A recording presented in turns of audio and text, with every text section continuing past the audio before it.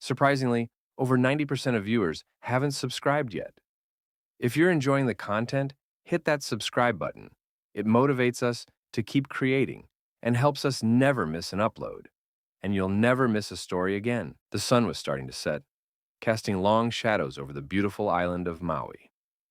The sapphire blue waters of the ocean shimmered beneath the amber light as I stood at the edge of the private balcony. Kelly, my wife of a decade, was sitting beside me, her hand in mine. A picture-perfect moment, one that seemed so idyllic. But beneath the serene exterior, something had already shifted inside me, something I could no longer ignore. We had come here to Maui for our 10th anniversary, hoping that a change of scenery and a fresh start would rekindle the magic we had once shared. I had hoped the trip would be the catalyst for rekindling our passion, for reawakening the love that had faded over time. But what I found wasn't the romantic escape I had envisioned. Instead, I found myself watching her, analyzing her every movement. I couldn't shake the feeling that something wasn't right, that the woman sitting beside me wasn't the same one I had fallen in love with all those years ago. The trip started innocently enough. Kelly had always been an independent woman, but lately, there had been a distance between us that I couldn't explain. She had always been my rock, my partner, and my best friend, but that seemed to have slipped away. At first, I attributed it to the pressures of our busy lives, the stress of work, the responsibilities of marriage, and the subtle drift that happens with time. But that night, as I watched her laugh at something a stranger said, something inside me snapped. Her laugh, once warm and melodic, now sounded mechanical, detached from the woman I knew. And I began to wonder, had I lost her long before we came here? I'm Noah Whitaker, 39 years old, a financial advisor with a stable career, loyal to the bone, and married to Kelly for over a decade. On paper, we had everything: love, security, mutual respect. Or so I thought. I had always believed that we were solid, that we had a connection that couldn't be broken, no matter what life threw our way. But on this trip, I began to question everything. The first sign of trouble came quietly, almost imperceptibly.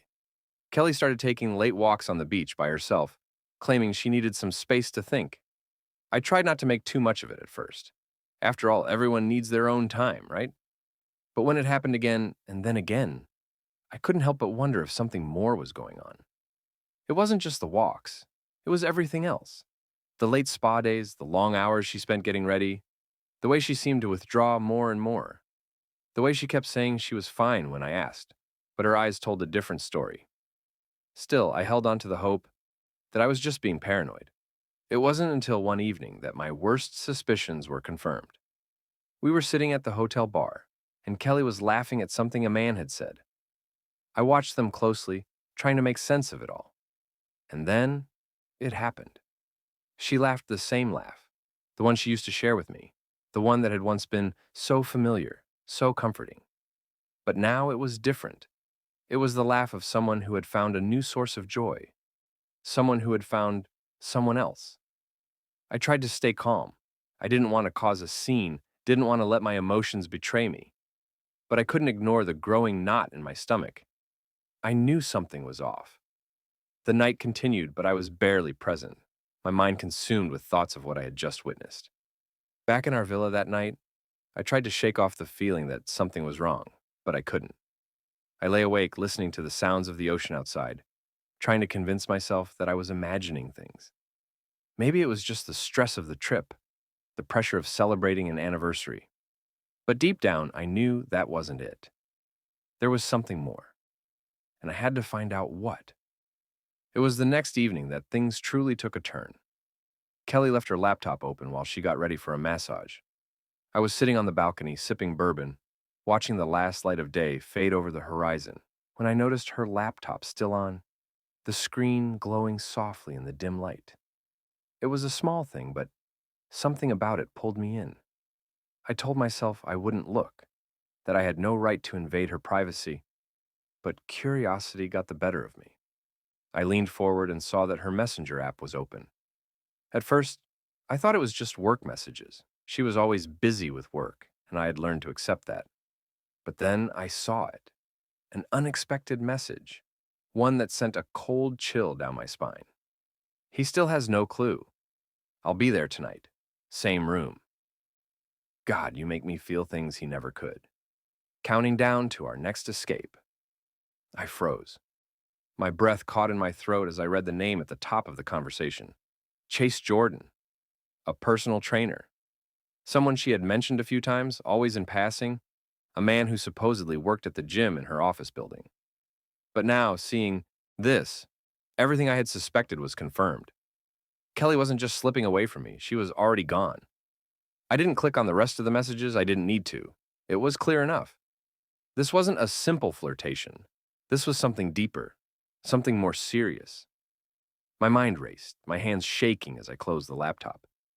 But it wasn't sadness I felt. No, it was something else.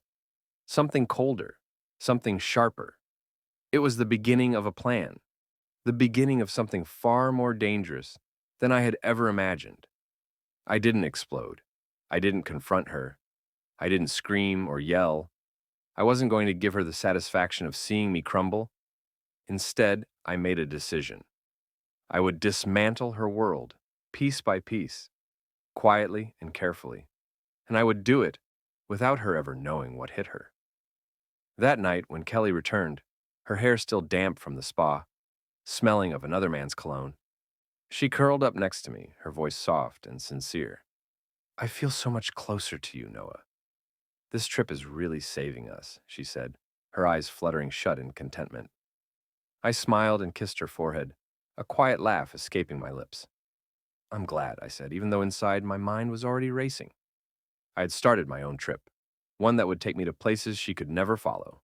For the next 3 days, I played the role of the perfect husband. I took her to dinner, we took selfies together, and I held her hand on beach walks. All the while, I collected every shred of evidence I could. Every message she sent, every lie she told, I saved them all. Each time she told me she was somewhere else, I checked the GPS. Each time she told me a story, I cross-checked the facts. And with each lie, I gathered more proof. Chase, I learned, was a 32-year-old wannabe lifestyle coach, someone who preyed on wealthy women looking for validation. He didn't care about Kelly, not really. She was just another notch on his bedpost. I saw pictures of them together on the beach where I had proposed to her, the same beach where we had promised each other forever. The images were a punch to the gut, but I didn't act, not yet. Instead, I kept moving forward, quietly, methodically. I moved our joint savings to a trust under my name. I signed up for private mailboxes and digital banking. I set up 2 burner phones, one for communication and one for security. Everything was falling into place.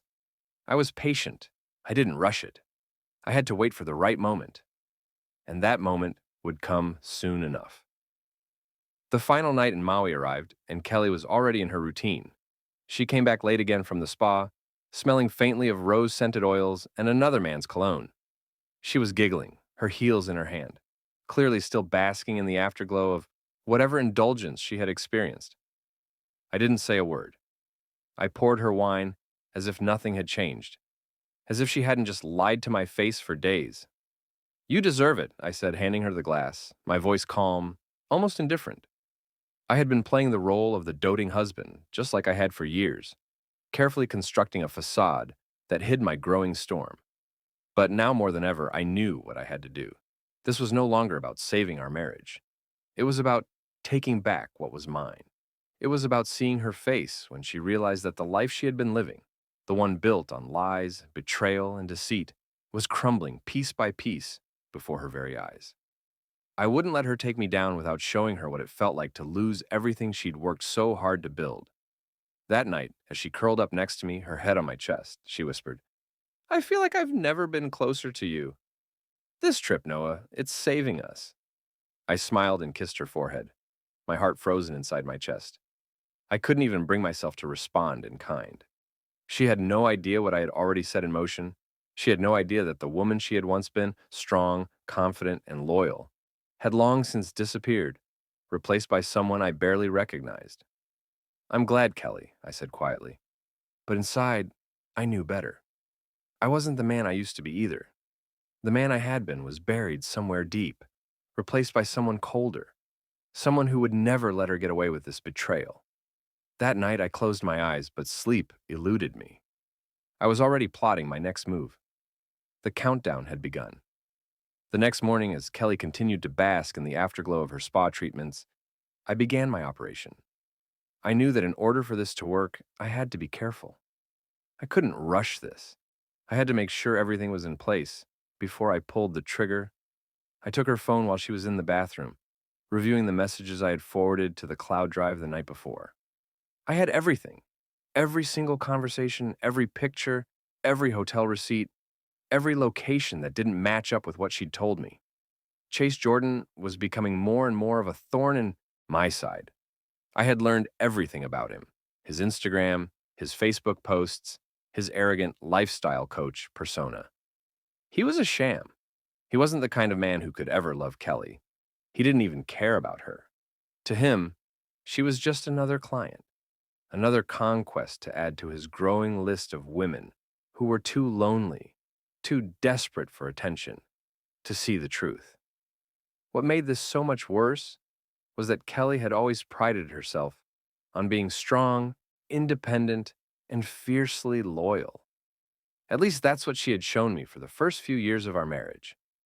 But the moment Chase entered her life, everything changed. The same woman who had once promised me forever was now sneaking around behind my back, sharing intimate moments with a man who didn't care about her. He was playing her like a violin, and she was so deep in it that she didn't even realize how much of a fool she had become. But I wasn't angry. No, anger was too simple, too easy. What I felt was something colder, something deeper. This was betrayal, and it was a long time coming. I had been a good husband, a loyal partner, and this was how she repaid me. But I wouldn't make the mistake of confronting her too soon. No, I had to wait for the perfect moment. As I planned my next move, I also began to prepare for the fallout. I knew I couldn't leave her in control of our finances anymore. That's when I made the decision to move everything into a trust under my name. I set up new accounts, transferred all our joint savings, and started looking into private mailboxes and digital banking. Everything was going to be airtight. I couldn't risk her accessing any of our funds once the truth came out. She would never see it coming. And as for our shared bank accounts, I froze her cards. Her access was completely cut off. But I didn't want to act too quickly. I needed her to believe that everything was normal until the moment was right. The final piece of the puzzle fell into place when I booked a meeting with a lawyer. As soon as we landed back in San Diego, I would be ready to file. Everything had been arranged in advance. The attorney knew what to do, and I had already planned for the divorce. Kelly wouldn't be expecting it. In fact, she wouldn't see any of this coming. The divorce would be swift, clean, and devastating. It would be everything she deserved. I would dismantle her world from the inside out, with surgical precision. There would be no shouting, no public confrontations, no messy scenes. Just the cold, hard truth. The days leading up to our departure from Maui passed in a blur. I stayed calm, playing my part as the loving husband. We went out for dinner, took a few more selfies, and held hands during beach walks. I laughed when she laughed and smiled when she smiled. I did everything I could to maintain the illusion, but all the while, I was silently gathering evidence, capturing screenshots, logging locations, taking photos, and building my case. Every lie she told became another piece of the puzzle, each one adding weight to the wall I was about to bring down on her. By the time we boarded the plane back to San Diego, I was ready. The wheels were already in motion. I had everything set up for the next phase of my plan. My attorney was ready to file for divorce. My financial advisor had already helped me restructure our assets in a way Kelly wouldn't be able to trace. I had even signed a temporary lease for a new place across town under an LLC that I had set up weeks ago. The next chapter of my life was waiting for me, and I wasn't going to waste any time. But I wasn't about to make the mistake of rushing. I needed Kelly to believe everything was fine for a little longer. The first 48 hours were critical. If she suspected anything was off, it could all fall apart. So I played my part. I unpacked the bags, cooked her dinner, and pretended that everything was back to normal. We even watched a movie together. I made sure to show her that nothing had changed, that everything was still the same. But deep down, I knew the truth. Our marriage was over. It had been over for a long time. The next day, while Kelly was away at a team building retreat, I logged into our shared bank accounts. I froze her cards and began making the necessary changes. I had already removed her name from all financial connections. She no longer had any claim to anything I owned. She would never see any of it again. But the best part was still to come. I filed for divorce the same day.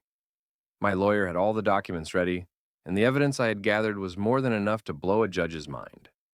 I was ready for the fight, but it wouldn't be a fight for me. It would be a fight for justice, a fight for everything she had taken from me. When Kelly returned home that evening, she was already in a panic. "Noah, my card isn't working. What's happening? Did the bank mess something up?" she demanded. I didn't respond immediately. I watched her on the security feed from the home network I had installed in the house. She stormed through the front door, pacing around in frustration, not knowing that her entire world was about to come crashing down. She called me several times that night. I didn't pick up. I knew she would call again, but I'd already made up my mind. I wouldn't be there to fix things. This time, she would have to face the consequences of her actions. When I finally answered her call, I kept my voice calm, collected, almost cold. "I know everything, Kelly. About Chase, the affair, all of it." There was silence on the other end of the line. Then, in a trembling voice, she tried to explain. "No, it's not what you think. Please, just let me explain." I cut her off. "I'll let you explain everything in court." And with that, I hung up the phone. The stage was set. Kelly's world was crumbling, and I hadn't even started yet. I was patient. I would wait for the right moment to reveal it all. The revenge would come, but not today. Not yet. I moved into the new apartment that night. It was sleek, minimalistic, nothing like the home I had shared with Kelly. There were no remnants of the life we had built, no photos, no decorations, no traces of her presence. The place was completely empty, a blank canvas, ready to be filled with a new life, a new future. I didn't feel the relief I expected, nor the satisfaction I thought I'd have. There was no thrill in the destruction, no joy in watching her unravel. All I felt was the cold weight of inevitability. The next morning, Kelly called. Her voice was shaking, desperate. "Noah, please. You have to fix this. I don't understand what's going on. My card is still not working, and I can't access any of our accounts." "What happened?" she pleaded. But I stayed silent on the other end of the line, letting her panic wash over her. I'd already set everything into motion. Her cards were frozen. Her access to any joint accounts was cut off. The next step was sending the divorce papers. My lawyer had already prepared them. I wasn't about to wait around. Everything had to be final, clean, and without her expectation of any reconciliation. She had made her bed, and now it was time for her to lie in it. But I wasn't finished yet. The destruction of her world would take more than just financial and emotional turmoil. It would take patience, precision, and personal closure. The very next day after I moved out, I received a text from Kelly, the first of many that would come in the following days. "I don't understand why you're doing this. We can talk about this, please," she begged. But I didn't answer. I didn't need to explain myself. There was nothing left to say. The trust was shattered, and the evidence I had accumulated was irrefutable. The truth of her affair with Chase had already been revealed, and she had no way to deny it. I was done pretending. I had played the fool for far too long, and now she would pay for her lies. Over the next few days, Kelly's calls became more frantic. I watched her attempt to contact every mutual friend we had, trying to play the victim. But the truth had already begun to seep through the cracks of her facade. One by one, people began to distance themselves from her. The whispers started at her workplace too, and by the time the weekend came, Kelly's reputation was in tatters. Her boss called her in for a meeting. It wasn't long before her job was put under review, and she was placed on unpaid leave. As for me, I had already moved on. The pain of betrayal that had once consumed me had begun to fade, replaced with something far more powerful: freedom. I was no longer tied to a woman who had destroyed everything we had built. I was no longer shackled by a false sense of duty. I could finally breathe again. I could move on. But Kelly wasn't ready to face the consequences of her actions. She didn't understand why I had reacted the way I did. Her attempts at reconciliation came through text messages, phone calls, and emails. She tried to call me multiple times each day, but I didn't pick up. Every time she tried to get in touch, I ignored her. She had lost her chance at redemption. After the meeting with her boss, I knew the final blow was imminent. The whispers at her workplace would spread. Her friends would turn their backs on her, and everything she had worked for would come crashing down. I didn't need to lift a finger. She was doing it all on her own. The day she was called into HR for a meeting about the affair was the final straw. She didn't know it yet, but I'd already arranged for the last piece of the puzzle to be put into place. I had sent a package of evidence to her HR department, detailing every lie, every secret, every infidelity, and every violation of company policy she had committed. Her boss had no choice but to act. Kelly had violated the company's ethics policy, misused expense accounts, and carried on an affair with a colleague during business trips. Her suspension came swiftly, and within days, she was no longer part of the company. Kelly didn't take the news well. She called me, her voice breaking, pleading for a chance to explain herself. "Please, Noah, I need to talk. I didn't mean for it to get this far. I was just lonely." "I never meant to hurt you," she sobbed, but it was too late. I didn't want her explanations. She had already taken everything from me, and now it was time for her to face the reality of her actions. A few days passed, and Kelly tried reaching out to me through various means. I didn't respond. I didn't need to. She had no more power over me. She could no longer control the narrative, no longer twist the truth to suit her needs. All of the lies she had told, all the secrets she had kept, had come to light. And now, she would have to live with the consequences of her choices. But Kelly wasn't done yet. She had one last card to play, and she wasn't going to give up so easily. A week later, I received a message from her. It was brief, but the words stung. "I'm pregnant, Noah. The baby is yours, not Chase's. Please, I need to talk to you." I didn't know how to respond. The moment I read those words, my world stopped. My first reaction was disbelief. It was a cruel joke, wasn't it? She was trying to manipulate me one last time, to pull at my heartstrings and drag me back into her web of lies. But the truth was, I had already moved on. I wasn't the same person I'd been when we had started this journey together. I had already rebuilt my life, and there was no room for Kelly in it anymore. Not after everything she had done. I walked out of my new apartment, leaving the message unread. There was nothing left to say. I had already made my peace with the past. I had outgrown her, outgrown the betrayal, outgrown the lies. It was time to close that chapter for good. A few weeks passed, and I continued to focus on rebuilding my life. I was more successful than ever, and my business, Whitaker and Reed Financial, was booming. I had found peace again, something I hadn't felt in years. My new apartment was everything I had dreamed of. Modern, clean, and free from the weight of my past. Then, one rainy afternoon, while out running errands, I happened to walk into a small bookstore. It was a quiet place, tucked away in the corner of the city. I was looking for a book on business when I saw her, Kelly. She didn't see me, but I saw her. She was standing behind the counter, restocking books, wearing a tired expression on her face. Her hair was dull and tied back in a messy bun, and her clothes looked wrinkled. She was a shadow of the woman she had once been. I stood there for a moment, watching her, my emotions a whirlwind inside me. Part of me wanted to confront her, to ask her how she had ended up like this, but the other part of me knew it wasn't worth it. I had already let go. She had faded from my life, and seeing her now in the small bookstore only confirmed that she was a ghost of the woman I had once known. I didn't approach her. I didn't say a word. I simply turned and walked out of the store, my fingers brushing Elena's as we stepped back into the drizzle. I didn't need to confront her. I had already done everything I needed to do. The next week, a letter arrived at my office. It had no return address, but the handwriting was unmistakable. It was Kelly. "Noah," it began, "I saw you at the bookstore. You looked happy. I didn't expect to see you there, especially like that. I almost said something, but I knew I didn't have the right to interrupt your peace. I thought time would heal. I thought maybe the weight would lessen, but it hasn't. The way you looked at me when you found out, it still haunts me. I wish I could forget it, but I can't. Maybe that's the punishment I deserve.